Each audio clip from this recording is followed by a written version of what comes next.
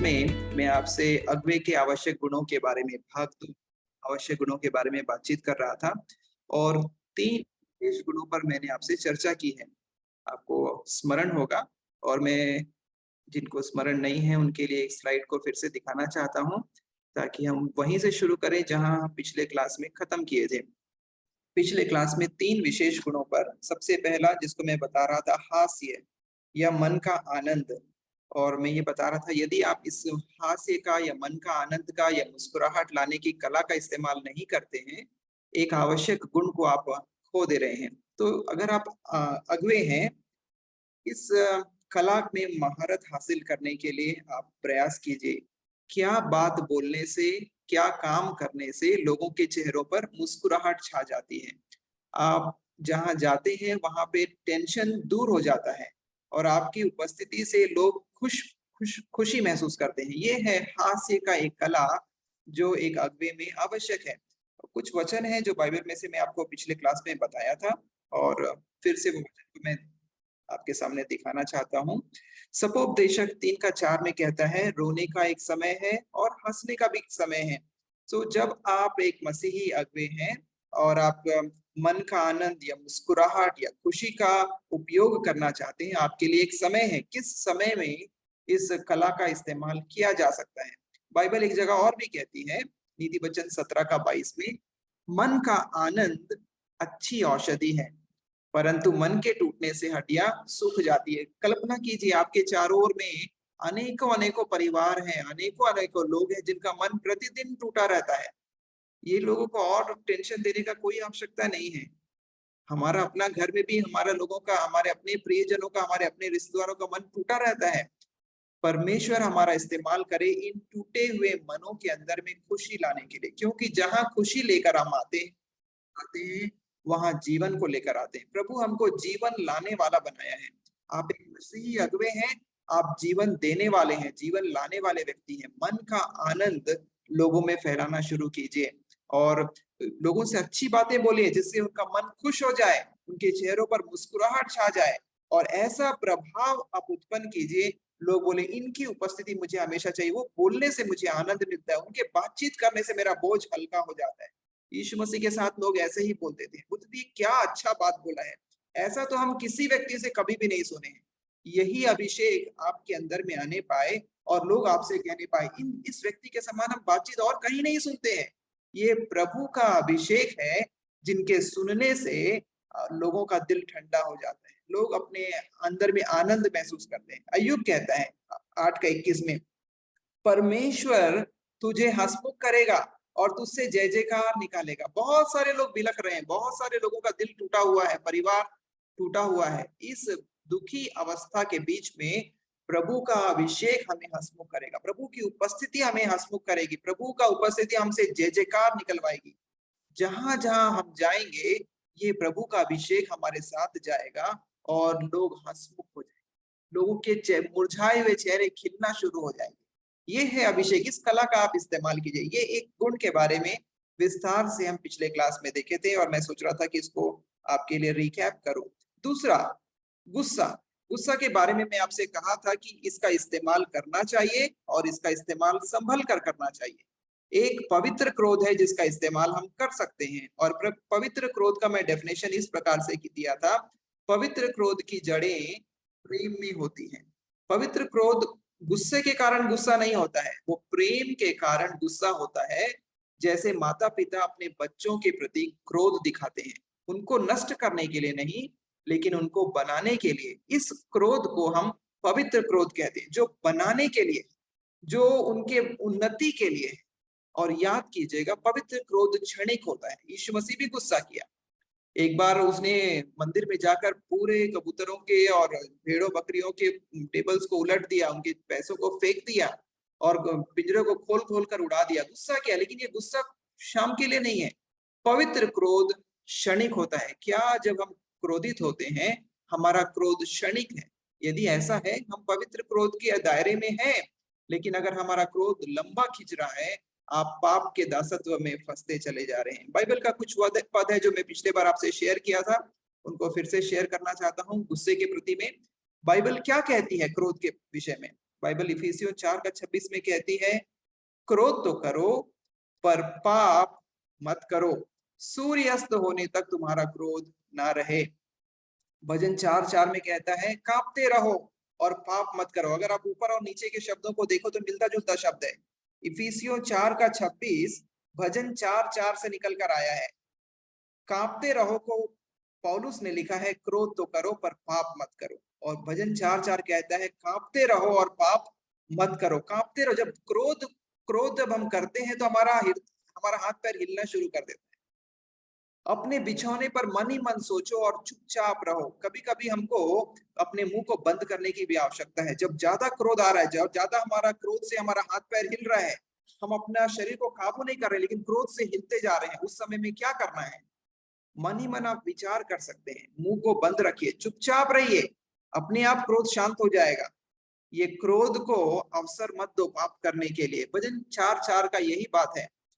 सपोपदेशक 7:9 में लेखक, जो नीति वचन का लेखक भी है, वो इस प्रकार से कहता है, अपने मन में उतावली से क्रोधित ना हो, क्योंकि क्रोध मूर्खों की हृदय में रहता है। हमारा हृदय में क्या वास करता है? अगर हमारे हृदय में क्रोध ही वास करता है, हमारा हृदय मूर्ख है। सपोपदेशक कहता है, मन में उतावली से क्रोधित मत होना। नीति वचन 16:32 में ये वचन हमको बारंबार दिखाता है कि हमको क्रोध को किस प्रकार से इस्तेमाल करना चाहिए। क्रोध इस्तेमाल करने का एक चीज है, ये हमको कंट्रोल नहीं करना है, हमको क्रोध को नियंत्रण में रखना है। विलंब से क्रोध करना वीरता से, और अपने मन को वश में रखना नगर के जीत लेने से उत्तम है। मन को वश में रखना, जहां मन बेलगाम हो जाता है, जंगली घोड़ा बन जाता है, ये मन हमारे हानि के लिए, वो हमको रौंदता है, हमको तोड़ देता है। ये क्रोध हमारा ही नुकसान करता है। क्रोध पर काबू पा लेना एक नगर को जीत लेने से भी उत्तम है। याकूब 1:20 में लिखता है, क्योंकि मनुष्य का क्रोध परमेश्वर के धर्म का निर्वाह नहीं कर सकता। मनुष्य का क्रोध परमेश्वर का धर्म को पालन नहीं कर सकता। मनुष्य जब क्रोध करे तो संभल कर क्रोध करे। यदि आप क्रोध करते हैं तो उसे सत्य से, प्रेम से तथा पवित्रता से ढक कर उपयोग करें। प्रेम के सिवा और कोई कारण ना हो जिसके लिए आप क्रोधित हो। गुस्सा का इस्तेमाल करना चाहिए या नहीं करना चाहिए? आप गुस्से का इस्तेमाल कर सकते हैं, लेकिन गुस्सों की जड़ें, जो क्रोध का जड़ है, वो प्रेम में होना चाहिए, सत्य में होना चाहिए, पवित्रता से ढककर होना चाहिए, और ये क्षणिक होना चाहिए। एक और बात जो परमेश्वर हमें सिखाना चाहता है वो यह है, परमेश्वर कैसा क्रोध करता है। परमेश्वर के बारे में लिखा है, वो विलंब से क्रोध करने वाला। हमारा क्रोध क्या उतावली में हो गया, हम थोड़ा सा कुछ देखे हैं और क्रोधित हो गए? नहीं, विचार पूर्वक, विलंब से, सोच विचार कर आप क्रोधित होइए। तो पवित्र क्रोध का डेफिनेशन क्या है? पवित्र क्रोध विलंब से कोप किया गया। आप उस विषय के बारे में बहुत विचार करें। पवित्र क्रोध क्षणिक है, थोड़ा समय के लिए है। परमेश्वर क्रोध करता रहेगा नहीं है, परमेश्वर क्षणिक क्रोध करता है। और परमेश्वर का क्रोध जो पवित्र है, वो प्रेम में जड़ पकड़ा हुआ है, वो प्रेम के कारण क्रोधित होता है। यही बातें हमें भी पवित्र क्रोध करने के लिए और क्रोध को पाप में बदलने के लिए बचाएगी। जब हम स्मरण करेंगे कि हमारा क्रोध विलंब से होना चाहिए, क्षणिक होना चाहिए, और ये प्रेम से भरकर हम क्रोध कर सकते हैं। जब आप ऐसा क्रोध कर सकते हैं, आप क्रोध का इस्तेमाल कर सकते हैं। तो पहला जो गुण पिछले बार में हम देखे थे वो था हास्य, या मन का आनंद, या खुशी, या मुस्कुराहट, जिसका आप इस्तेमाल करना है हमारा मसीह नेतृत्व करने में, मसीह सेवा में अगुवाई करने में। हमको खुशी लोगों के चेहरे पर लेकर आना है, जीवन को लेकर आना है, मुरझाए चेहरे को खुश करना है। दूसरा, क्रोध का भी इस्तेमाल कर सकते हैं, लोगों को डांटने के लिए, लोगों को सिखाने के लिए, उपदेश देने के लिए, लोगों को शिक्षा देने के लिए क्रोध इस्तेमाल कर सकते हैं। लेकिन पवित्र क्रोध के द्वारा, जिसका डेफिनेशन ऐसा है, वो क्षणिक होना चाहिए, विलंब से होना चाहिए, और प्रेम से होना चाहिए। और मैं कुछ, ये थोड़ा सा वचन है जो मैं आपके सामने दिया ताकि हम समझने लगे कि बाइबल क्रोध के प्रति क्या प्रत्युत्तर देती है। एक और गुण के बारे में जो पिछले क्लास में हम देखे थे वो था धीरज। धीरज। धीरज के बारे में बाइबल कहती है कि 3 वचन है जो मैं आपके सामने में रखा हूं। पिछले क्लास में मैं आपको नहीं बताया था। लेकिन अभी मैं आपके सामने रखा हूँ। इसके बारे में क्रिसोस्टम कहते हैं कि धीरज गुणों का रानी है। यदि आपके पास बहुत सारे गुण हैं, शायद आप कोई कला में महारत है, आप गाना गा सकते हैं, बाजा बजा सकते हैं, और आप अच्छा सा भाषण दे सकते हैं, प्रचार कर सकते हैं, लोगों को शिक्षा दे सकते हैं, बहुत अच्छा बात है, ये सब अच्छा है। लेकिन आप अधीर हैं, अधीर मतलब जल्दी जल्दी कर रहे हैं, आपका समय आया ही नहीं है प्रचार करने के लिए और आप हड़बड़ा रहे हैं, मेरा समय कब आएगा, मेरा समय कब आएगा। आपको गाना गा सकते हैं, आपका टाइम आया नहीं है गाना गाने के लिए और आप हड़बड़ा रहे हैं, मेरे लिए मेरा टाइम कब आएगा। आप अपना गुण को अवगुण में बदल दे रहे हैं, क्योंकि आपके अंदर में धीरज नहीं है। हर एक चीज के लिए इंतजार करना, पेशेंस, धीरज धरना आवश्यक है। प्रभु का समय का इंतजार करना। प्रभु ने कहा है, मैं आऊंगा तुमको लेने के लिए, और प्रभु ने बोला धीरज से बाट जोड़ना, मेरा इंतजार करना। वो ये बात सिखाना चाहता है अपनी कलीसिया को कि उसकी कलीसिया अधीर नहीं होना है, हड़बड़ हड़बड़ गड़बड़ गड़बड़ करने वाली कलीसिया नहीं होना है। उसकी दुल्हन हड़बड़ हड़बड़ नहीं है, उसकी दुल्हन धीरज के साथ उस दूल्हे का इंतजार कर रही है जो दोबारा आने वाला है। और कलीसिया में धीरज की अति आवश्यकता है। हमको कुछ चाहिए, हमको प्रभु एक आशीष चाहिए, ये काम प्रभु हमारे घर में नहीं हो रहा, हमको चाहिए, लेकिन इसके लिए प्रभु बोलता है धीरज से बाट जोड़ना। ये धीरज को इसीलिए क्रिसोस्तम ने कहा है, ये गुणों की रानी है। अगर आपके अंदर में धीरज है, आप बहुत सारे गुणों में महारत हासिल कर चुके हैं। प्रभु हम पर कृपा करे कि हम धीरज में बढ़ने पाए। हमारे हर एक के अंदर में एक धीरज का लिमिट है, वो लिमिट को प्रभु बढ़ाए ताकि हम प्रभु के धीरज के रूप में बदलते चले जाए। अगर यीशु मसीह पतरस पर धीरज नहीं दिखाता, ये 3 बार यीशु मसीह का इनकार किया, मैं इसको नहीं जानता, श्राप है मुझ पर अगर मैं इस व्यक्ति का नाम भी जानता हूं, मैं नहीं जानता वो कौन है। 3 बार किया। यीशु मसीह का धीरज कितना ही ज्यादा था, वो बोला मैं सह लूंगा। क्रूस पर से उसको पकड़कर लेकर जा रहे थे, पलट कर देखता है, ये क्या बोल रहा है पतरस तू, मैं 3 साल तेरे को बोला और तू अब बोल रहा है नहीं जानता। मुड़कर देखता है और फिर आगे चला जाता है क्रूस लेकर आगे। यीशु मसीह का धीरज कैसा था, जब क्रूस में से वो मर जाते हैं, 3 दिन के बाद जिंदा हो जाते हैं, फिर वापस आते हैं और फिर पूछते हैं पतरस आजा, मैं तेरे लिए मछली पका रहा हूँ, आजा हम बातचीत करेंगे। धीरज के साथ उससे बातचीत करता है, क्या तुम मुझसे प्यार करते हैं? हाँ प्रभु प्यार करता हूँ। क्या तुम मुझसे प्यार करते हैं? हाँ प्रभु प्यार करता हूँ। क्या तुम मुझसे प्यार करता है? हाँ प्रभु मैं तुझसे प्यार करता हूँ, और रोने लगता है। धीरज ने इस पतरस के जीवन को कैसे ही बदल दिया। और यही पतरस कुछ दिनों के बाद 40-50 दिन के पश्चात पेंतेकुस्त के दिन में पवित्र आत्मा से भर गया है और दहाड़ कर प्रचार कर रहा है, मेरे यीशु को तुम लोगों ही ने मारा है, तुम मन फिराओ। वो लोग बोलते हैं हे साहिबो, उद्धार पाने के लिए हम क्या करें? धीरज ने क्या ही बड़ा काम किया है। जब हम धीरज धरते हैं, हम परमेश्वर को अवसर देते हैं कि प्रभु काम करना शुरू करता है।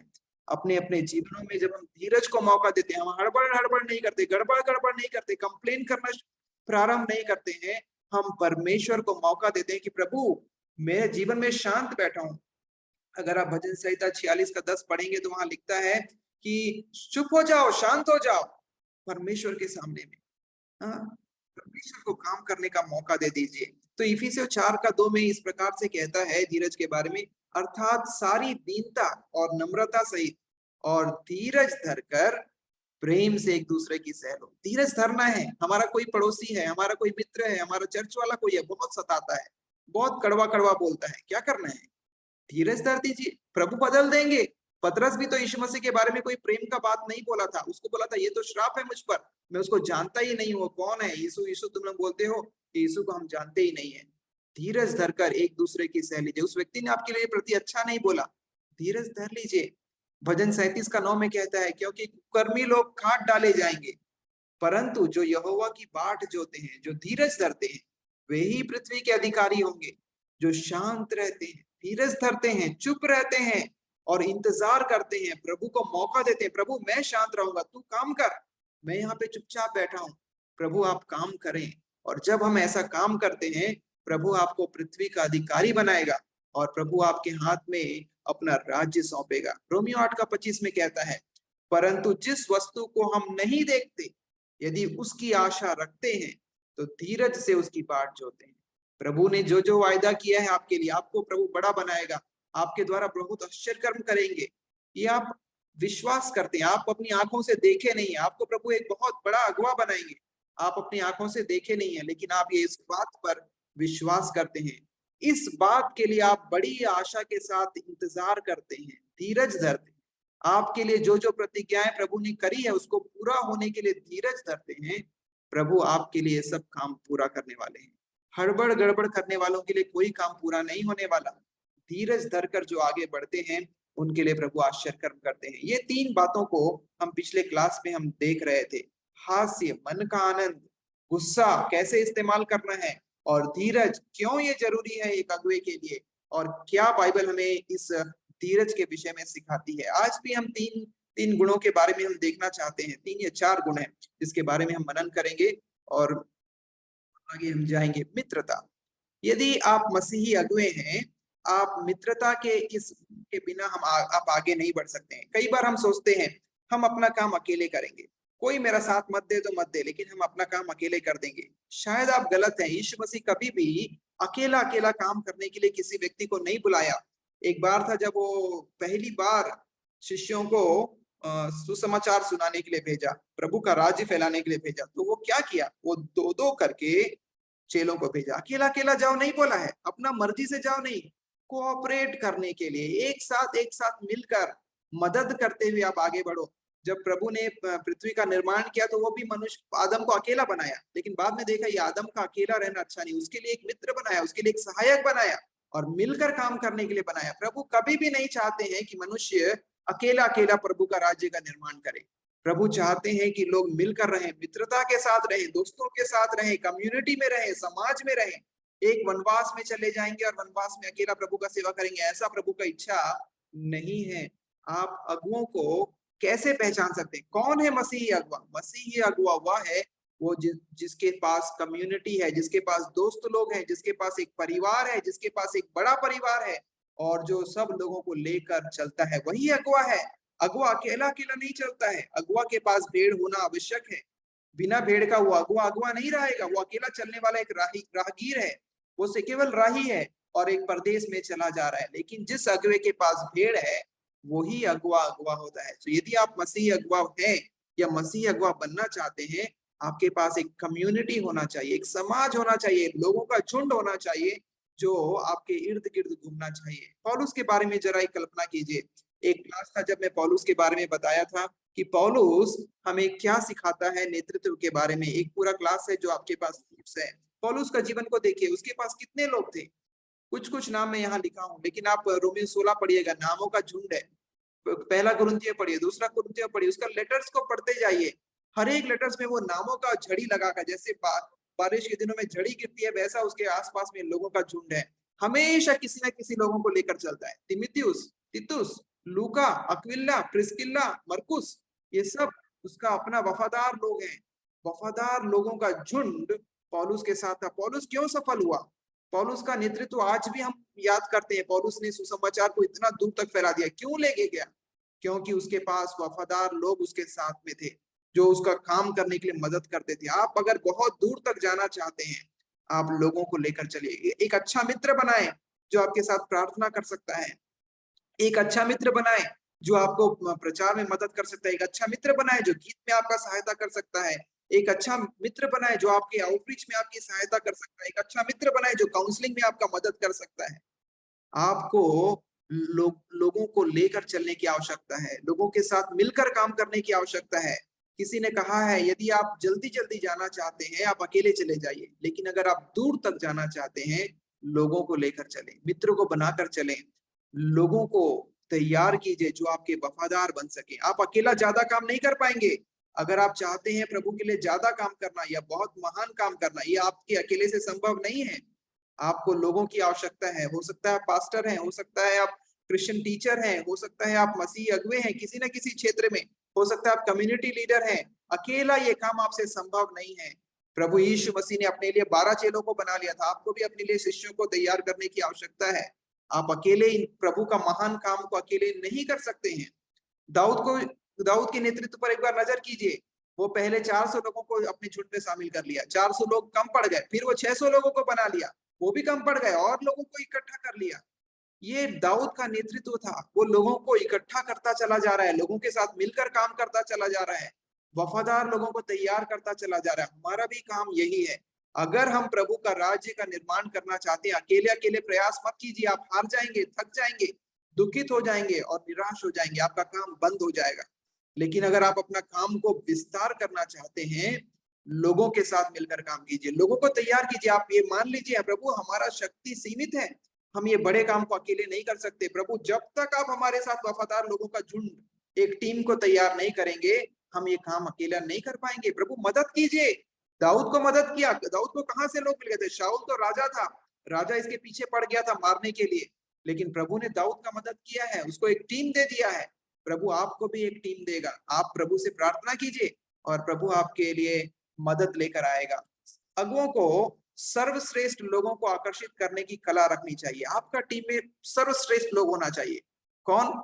सबसे ज्यादा अच्छा गाने वाला, सबसे ज्यादा अच्छा बजाने वाला, सबसे ज्यादा अच्छा आउटरीच करने वाला, सबसे ज्यादा अच्छा काउंसलिंग करने वाला, सबसे अच्छा ज्यादा लोगों से बातचीत करने वाला, ऐसा महारत हासिल करने वाले लोगों को आपको आकर्षित करने की कला रखनी चाहिए।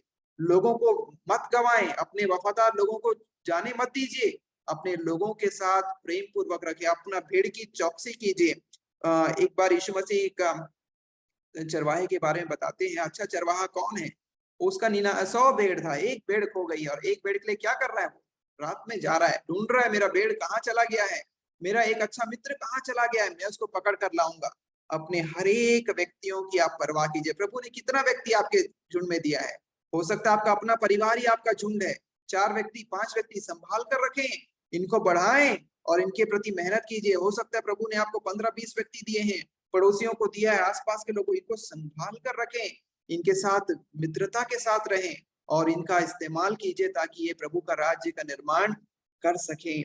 किसी की दोस्ती आप तर्क से नहीं जीत सकते। बहुत वाद विवाद कर करके अपना अपना प्रेम का बखान करके आप नहीं जीत सकते, लेकिन प्रेम दिखाकर अवश्य दोस्ती को जीत सकते हैं। रॉबर्ट ए जाफरी वियतनाम में प्रभु का सुसमाचार सुनाने के लिए गए थे। जब सुसमाचार सुनाए, उनका अनुभव था, वो एक बात बोले, वियतनाम में एक लड़ाई से भरा हुआ एक देश है। अभी यहाँ लड़ाई नहीं है, लेकिन यहाँ बहुत भीषण युद्ध हुआ, जैसे अभी यूक्रेन और रशिया का हो रहा है, वियतनाम में एक समय में हुआ था।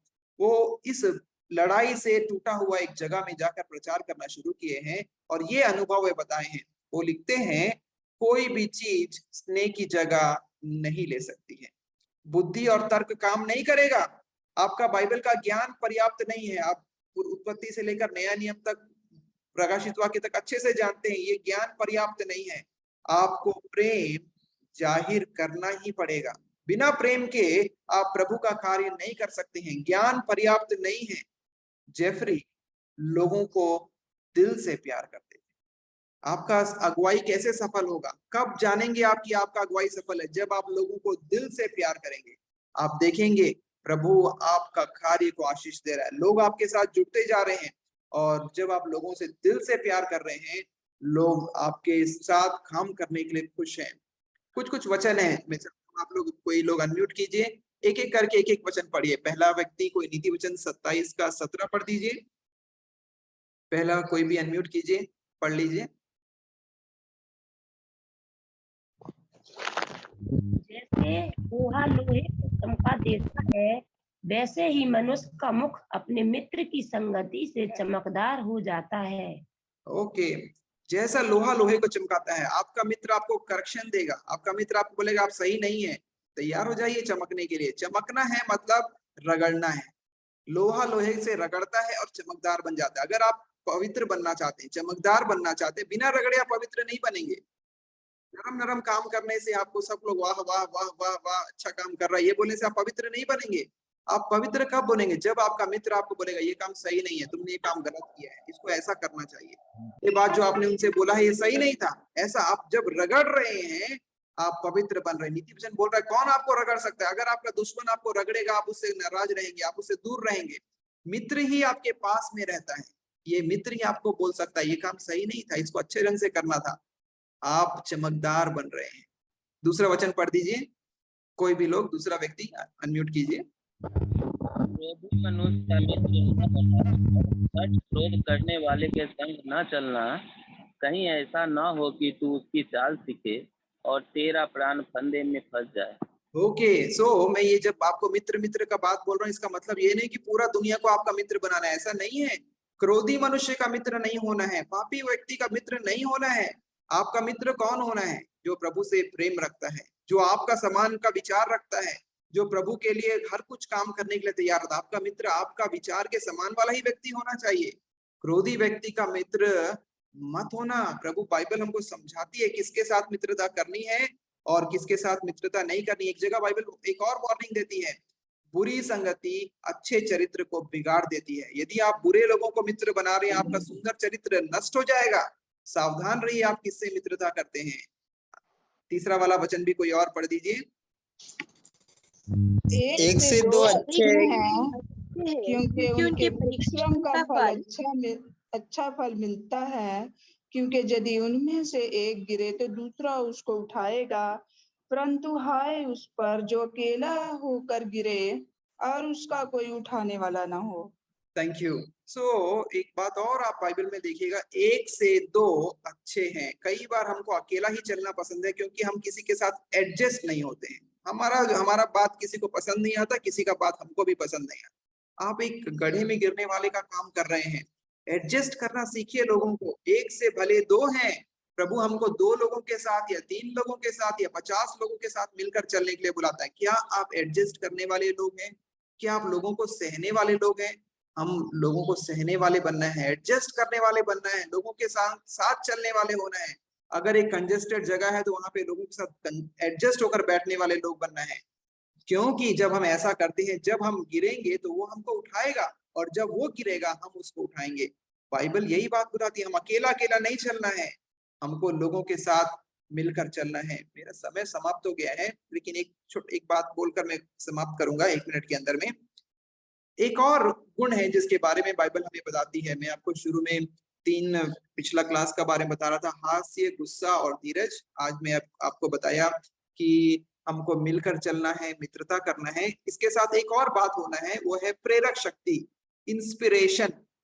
प्रेरक, जब आप किसी से बातचीत करते हैं उनका दिल में आग लगना है। प्रेरक का मतलब होता है आग लगना। जब यीशु मसीह इम्माउस के रास्ते पर जा रहा था तो 2 व्यक्ति चल रहे थे यीशु मसीह के साथ। उनको मालूम नहीं है ये व्यक्ति यीशु मसीह है, तो बोल रहे हैं कि एक मालूम है एक यीशु मसीह था जिसको लोग क्रूस पर चढ़ा दिए थे, अब उसको मरे 3 दिन हो गए हैं। तो यीशु मसीह बोलता है तुमको मालूम है, वो तो मसीहा था, पुराने नियम में उसके बारे में लिखा है। बोला हाँ हाँ हमको भी मालूम है, लेकिन पूरा नहीं मालूम। तो ये यीशु मसीह पुराने नियम से लेकर उनको बात बताता है, देखो पुराने नियम में ऐसा है। और वहां बाइबल में लिखा है, लूका रचित सुसमाचार में वो कहते थे जब वह हमसे बातें कर रहा था तो क्या हमारा दिल में आग नहीं लग रहा था, इंस्पिरेशन नहीं मिल रहा था? हमारा बातों के द्वारा लोगों के दिल में आग लगना चाहिए। लोगों को लगना चाहिए ये बात जो बोला है मेरे लिए है, मेरे लिए सही है। ऐसा जब हमारे अंदर में ये अभिषेक मिलता है, प्रभु आपका इस्तेमाल प्रेरक शक्ति के लिए कर रहे हैं। आप लोगों को प्रेरणा दे रहे हैं, लोगों का जो सुस्त आत्मा है उसको जागृत कर रहे हैं। लोगों का जो आत्मा जो कुछ काम नहीं करेगा, उस आत्मा को काम करने लायक एक आत्मा बना रहे हैं। जब वह हमसे बातें कर रहा था, क्या हमारा हृदय जल नहीं रहा था? क्या हमारे अंदर में आग नहीं लग रही थी? साधु सुंदर सिंह एक ऐसे व्यक्ति थे, उनके पास एक अद्भुत प्रेरक शक्ति था। जब हम उसका वचन को, उसका आजकल जीवनी को पढ़कर देखिएगा, साधु सुंदर सिंह का ऑनलाइन में ऑर्डर कीजिए, आपको मिलेगी किताब। आगे का क्लास में मैं आपको पुस्तक पढ़ने के बारे में भी बताऊंगा कि क्यों मसीह अगुओं को पुस्तक पढ़ने की आवश्यकता है। साधु सुंदर सिंह का आप जीवनी पढ़िए, उनका जीवनी पढ़ने से इतना प्रेरणा मिलेगा हमको। हम अकेले, हम ऐसे नहीं बैठेंगे, हम प्रभु के लिए काम करने वाले बन जाएंगे। ऐसा व्यक्ति बनना है जिनके जीवन से, जिनके वचन से हमारा जिंदगी में आग लगना है। तो एक मसीह अगुआ कौन है? जो दूसरों के अंदर में आग लगा दे। वो खाली वैसे नहीं बढ़ सकते। अगर हमको यीशु मसीह हमसे बातचीत करेगा, हमारा जीवन बदल जाएगा, क्योंकि उसके शब्दों में प्रेरणा है। पादरी हीज, ये चाइना के एक पादरी थे, पास्टर थे। जब ये लोगों को बोलते थे, लोगों के अंदर में आग लग जाता था। वो बोलते थे हम पास्टर जी आप जैसा बोलेंगे हम वैसा करेंगे, हम तैयार हैं आपका अनुसरण करने के लिए। एक अगुवे को प्रभु से ये प्रार्थना करनी है, प्रभु मुझे एक ऐसा अभिषेक दे कि आपका वचन जब प्रभावित हो, लोगों के अंदर में आग लग जाए। प्रभु हम पर एक कृपा करे कि हम प्रेरणा देने में लोगों के साथ अच्छे तैयार हो जाए, हमारा अभिषेक ऐसा होने पाए प्रभु के अभिषेक इस प्रकार से फैलने पाए, लोगों का हृदय जल उठे। और उस समय जब पतरस प्रचार कर रहा था, लोग ऐसा प्रेरणा से भर गए, दौड़ दौड़ कर पतरस के पास आए हैं और बोले, हे साहिबो, हम उद्धार पाने के लिए क्या करें? प्रभु हमारा अभिषेक ऐसा बढ़ा दे कि ऐसा ही लोगों का हृदय जलने पाए और वे प्रेरणा से भर जाने पाए। हमारा क्लास का समय हो गया है और आपका नोट्स आपके पास में डाल दिया जाएगा। 5वां अध्याय, 6वां अध्याय, 7वां अध्याय और 8वां अध्याय आने वाले फ्राइडे में आपका एग्जाम है। और आज चारों अध्याय, 3 अध्याय पहले से आपके पास है, लेकिन मैं चारों अध्याय आपके लिए आज फिर से डाल दूंगा। अच्छे ढंग से तैयारी कीजिए और एग्जाम को अच्छे ढंग से लिखिए। लेकिन जो वचन आपने सुने हैं, जो आप लिखे हैं, इन पर मनन कीजिए, क्योंकि ये वचनों का प्रभाव अनंत काल के लिए, ये प्रभु का वचन है और ये जीवन को पूरी तरीके से बदलने के लिए सामर्थी है। और मेरा विश्वास है जब आप इन वचनों को उपयोग करेंगे, अपने जीवन पर लागू करेंगे और अपने जीवन को इस वचनों के आधार पर संवारेंगे, आपका अभिषेक लोगों के अंदर में जाएगा। और जब आप बोलेंगे, लोग प्रभु का अभिषेक को आपके जीवन में महसूस करेंगे। प्रार्थना करेंगे, उसके पश्चात आप विदा हो सकते हैं। हमारे जीवित और अनुग्रहकारी परमेश्वर, आपका वचन सत्य है, वो ताया हुआ है और बेशकीमती हीरो से भी महत्वपूर्ण है। प्रभु, आपके वचन के लिए हम धन्यवाद करते हैं। अपने जीवन में आपके पवित्र वचन को स्वीकार करते हैं। हमारे हृदय को आपके वचन के अनुसार से ढाल दीजिए, हमें बना दीजिए। जैसा लोहा लोहे को रगड़ता है, हमारे जीवन को रगड़ दे प्रभु, और प्रभु पवित्र बना दे, ताया कर दे, और हमारे जीवन का चमक प्रभु आपको भाने वाला हो सके। हर एक लोग जो आज आपके पवित्र वचन को सुने हैं, मनन किए हैं, लिखे हैं और इस पर मनन कर रहे हैं, विचार कर रहे हैं, आपका अभिषेक सामर्थ्य के साथ उतरने पाए। आपकी पवित्र आत्मा लोगों के जीवन को अनंत काल के लिए प्रभावित करने पाए। आपका अभिषेक प्रभावित होने पाए, अनेक अगुवे तैयार होने पाए, ऐसी हमारी प्रार्थना है। बहुत सारे जगह में प्रभु कम्युनिटीज को इम्पैक्ट करने के लिए प्रभु आप मदद कीजिए। आपकी सामर्थ्य के लिए दुआ करते हैं। सारी बातों में यदि हमारे बीच में कोई बीमार है, प्रभु उनके लिए प्रार्थना करते हैं, आपकी चंगाई उनके जीवन में प्रभावित होने पाए, आपका आश्चर्य कर्म प्रकट होने पाए। यदि कोई दुखित है, दुखी मनों में प्रभु हर्ष का तेल उंडेल दीजिए। प्रभु धन्यवाद हमारी प्रार्थना सुनने के लिए। यीशु मसीह के पवित्र नाम से प्रार्थना मांगते हैं, आमीन। आमीन।